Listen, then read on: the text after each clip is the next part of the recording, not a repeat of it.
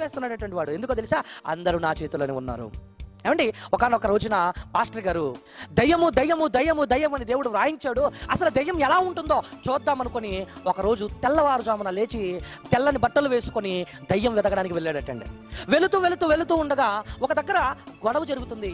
ఆ గొడవ దగ్గరికి వెళ్ళి చూస్తున్నాడు, దయ్యం కనబడట్లేదే, అంటే ఇక్కడ దయ్యం లేదు. ఇంకా కాస్త ముందుకు వెళ్ళాడు, నడుచుకుంటూ నడుచుకుంటూ నడుచుకుంటూ వెళ్ళిపోయాడు.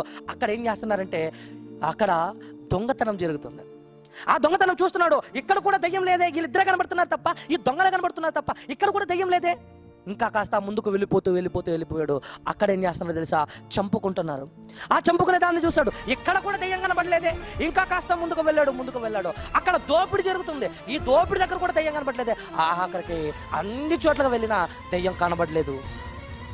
ఎక్కడికి వెళ్ళినా దయ్యం కనబడలేదు అని ఆఖరికి ఎక్కడికి వచ్చాడు? చర్చి దగ్గరకు వచ్చి కూర్చున్నాడు. కూర్చొని అమ్మ ఉదయం మన నుండి వెతుకుతూ వెళ్ళిన దయ్యం కోసం ఎక్కడ కనబడలేదు ఈ దయ్యం. అసలు ఎలా ఉంటది ఇది? ఏ రూపంతో ఉంటది ఇది? ఎలా ఉంటది ఇది? ఎక్కడ దొరకలేదు అంటే అప్పుడు దయ్యం అంటుందట, ఎక్కడో లేను, నీ పక్కనే ఉన్నాను కదంటే అప్పుడు చూస్తున్నాడట, ఏంటి ఇక్కడ ఉన్నావనంటే, నువ్వు మొదట వెళ్ళినప్పుడు కొట్టుకుంటున్నారు, అది ఎవడి పని? నా పనే కదా. మరి ఆ తర్వాత నువ్వు వెళ్ళావు, అక్కడ దోపిడి దొంగతనాలు అన్యాయాలు జరుగుతున్నాయి, అక్కడ అంతా ఎవరి పని జరుగుతుంది? లోకమంతా నా పని జరుగుతుంది. ఇదిగో చర్చిలో మాత్రమే ఎవడో వస్తున్నాడు కదా, ప్రతి ఆదివారం వస్తున్నారు కదా, అక్కడ నా పని జరగట్లేదు కనుక వీళ్ళను కూడా ఎలా లాగదామా, ఏ వల వేద్దామా